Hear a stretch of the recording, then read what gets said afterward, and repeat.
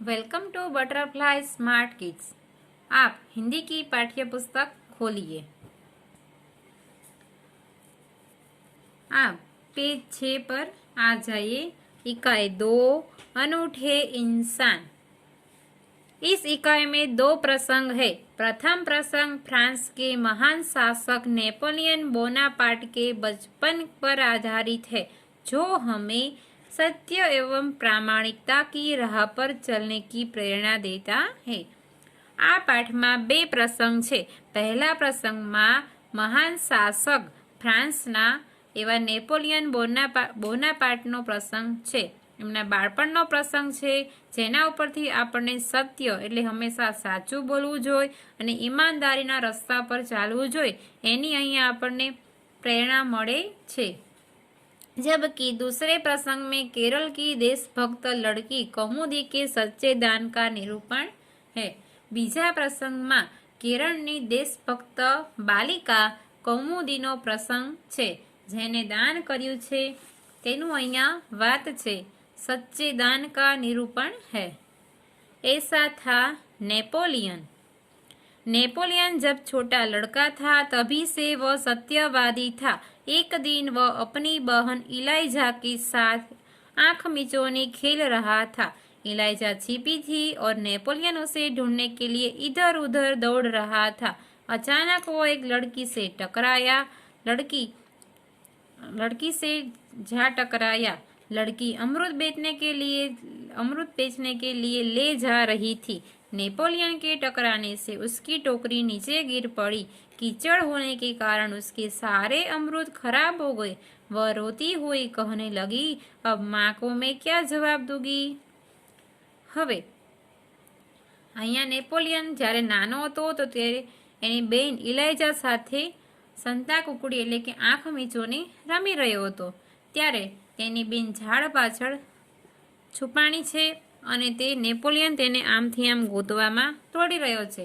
એમાં એક છોકરી સાથે તે ટકરાય છે, જેની પાસે જામફળની ટોકરી હોય છે। તે બધા અમરૂદ નીચે પડી જાય છે અને ખરાબ થઈ જાય છે, કીચડમાં પડે છે। એટલે હવે એ છોકરી રોવે છે કે હવે હું મારી માને શું જવાબ દઈશ। इलाइजा कहने लगी, चलो भैया हम यहाँ से भाग चले। तेनी बेन के અત્યારે અહીંથી ભાગવા જ લગ, ને તો આ બેન छोकरी रोए छे, जल्दी चल, नहीं बहन हमारे कारण ही तो उसकी हानि हुई है। ये कहकर नेपोलियन ने जेब में रखे 3 छोटे सिक्के उस लड़की को देकर कहा, बहन मेरे पास ये 3 ही सिक्के हैं, तुम उन्हें ले जाओ, इन्हें ले लो। ત્યારે નેપોલિયન કહે છે એની બેનને કે ના, આપણા કારણે એને હાનિ થઈ છે, અત્યારે આપણે અહીંયાથી દૂર ભાગવાનો પ્રશ્ન નથી, એને મદદ કરવાનો પ્રશ્ન છે। એને ખીચામાં જે 3 સિક્કા હોય છે તે છોકરીને આપે છે અને કહે છે, ले बहन आ 3 सिक्का तो અત્યારે લઈ ले। इन 3 सिक्कों से क्या होगा, मेरी माँ मुझे बहुत मारेगी। लड़की ने कहा, अच्छा तो तुम हमारे साथ घर चलो, हम तुम्हें अपनी माँ से और पैसे दिलवा देगी। હવે નેપોલિયન શું કહે છે, એની છોકરી કહે છે કે મને મારી માં વળશે, તો કે તું અત્યારે મારા ઘરે ચાલ, તને હું મારી માં પાસેથી બીજા પણ પૈસા અપાવું છું। इस पर इलाइजा ने नेपोलियन से कहा, भैया इसे घर ले चलोगे तो माँ नाराज होगी। नेपोलियन नहीं माना, वह उस लड़की को अपने साथ घर ले गया। माँ को घटना की जानकारी देकर वह बोला, माँ आप मुझे जो जेब खर्च देती है उसमें से इस लड़की को पैसे दे दीजिए। ठीक ही मैं तुम्हारी सच्चाई से खुश हूँ, मगर याद रखना अब तुम्हें 1 महीने तब जेब खर्च के लिए कुछ भी नहीं मिलेगा। माँ ने कहा, ठीक है माँ। नेपोलियन ने हंसते हुए कहा। माँ ने उस लड़की को 2 बड़े सिक्के दिए। वह खुशी खुशी घर लौट गई। नेपोलियन को धक्का देने की सजा तो मिली, परंतु सत्य के पथ पर चलने के कारण उसे यह सजा भुगतने में अद्भुत आनंद आया। હવે એ છોકરી ઘરે આવે છે, પછી નેપોલિયન તેની માને કહે છે કે માં મારાથી આજે આવી ભૂલ થઈ ગઈ છે, એ ભૂલને કારણે તું આ છોકરીને તું મને જે વાપરવાના રોજ પૈસા આપે છે એ પૈસા આજે તું આને આપી દે। તું ત્યારે એની માં કહે છે, વાંધો નહીં, તે સચ્ચાઈની વસ્તુ પકડી છે એટલે હું તને પૈસા એને આપી દઉં છું, પણ હવે હું તને પૈસા આપીશ નહીં। ત્યારે નેપોલિયનને સજા તો મળી, પણ સચ્ચાઈના રસ્તા પર ચાલવાનો બહુ એને આનંદ આવ્યો। बचपन से ही उसे खुद पर दृढ़ विश्वास था और दृढ़ इच्छा शक्ति थी। वास्तव में नेपोलियन सच्चाई के पथ पर चलने वाला इंसान था। आप देख रहे हैं ये कौन है? Napoleon Bonaparte. अब आगे, सच्चा दान। मालबार की बात है केरल की। वहां बडगरा नाम के एक गांव में सभा का आयोजन किया गया। गांधी जी ने अपने भाषण में सभा में उपस्थित सभी बहनों से झवेरी की भीख मांगी। बहुत सी वस्तुएं भेंट में मिली। अपना भाषण समाप्त करके गांधी जी ने इनको नीलाम करने लगे।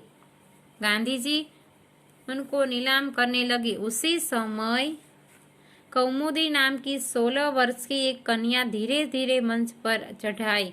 उसने एक हाथ की सोने की चूड़ी उतारी और उसे गांधी जी को देती हुई बोली, क्या आप मुझे अपने हस्ताक्षर देंगे? गांधी जी हस्ताक्षर कर ही रहे थे कि उसने दूसरे हाथ की चूड़ी भी उतार दी। यह देखकर गांधी जी ने कहा, अरे पगली लड़की, दोनों चूड़ियां देने को जरूरत नहीं, एक ही चूड़ी लेकर मैं तुम्हें अपने हस्ताक्षर दे दूंगा। इसके उत्तर में कौमुदी ने अपने गले का स्वर्ण हार उतार दिया। गांधी जी ने पूछा, तुमने अपने माता पिता से आज्ञा ले ली है ना? बिना कोई उत्तर दिए उसने कानों में से रत्न जड़ित बूंदे भी निकाल दिए। गांधी जी ने पूछा, तुम इन आभूषणों को देने के लिए अपने माता पिता से आज्ञा ली है न? कौमुदी कुछ उत्तर देती उससे पहले ही किसी ने कहा, इसके पिता तो यही है न? मानपत्रों की नीलामी में वही तो बोली लगाकर आपकी मदद कर रहे हैं। अब गांधी जी ने कौमुदी से कहा, तुम्हें यह मालूम तो होगा ही कि गहने के देने के बाद तुम फिर नए गहने नहीं बनवा सकोगी। कौमुदी ने यह शर्त दृढ़तापूर्वक स्वीकार कर ली।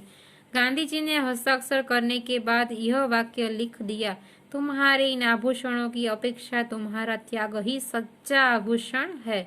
सच है, देश प्रेम से बढ़कर कुछ नहीं है।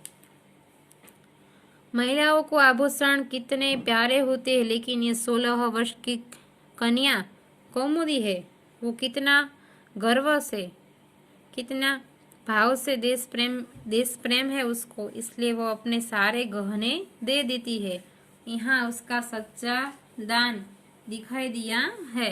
और देश प्रेम से बढ़कर कौमुदी के लिए कुछ भी नहीं है, ये दूसरे प्रसंग में कहा गया है। हमने आगे देखा ना कि सच्चे दान का निरूपण है। देशभक्त लड़की कौमुदी है।